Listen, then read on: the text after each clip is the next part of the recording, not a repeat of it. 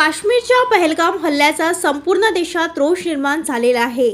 अशातच अकोला जिल्ह्यातील मुंडगाव येथे बाल संस्कार शिबिरातील चिमुकल्या प्रशिक्षणार्थींनी पहलगाम येथे झालेल्या भ्याड हल्ल्याचा काळा फीत लावून निषेध केला। श्री गजानन महाराजांच्या मूळ पादुका असलेले श्री गजानन महाराज पादुका संस्थान या तीर्थक्षेत्रात चिमुकल्यांचे वारेकरी बाल सुसंस्कार शिबिर सुरू आहे। पहलगाम येथे झालेल्या अतिरेकी हल्ल्यात भारताचे 27 नागरिक मृत्युमुखी पडले।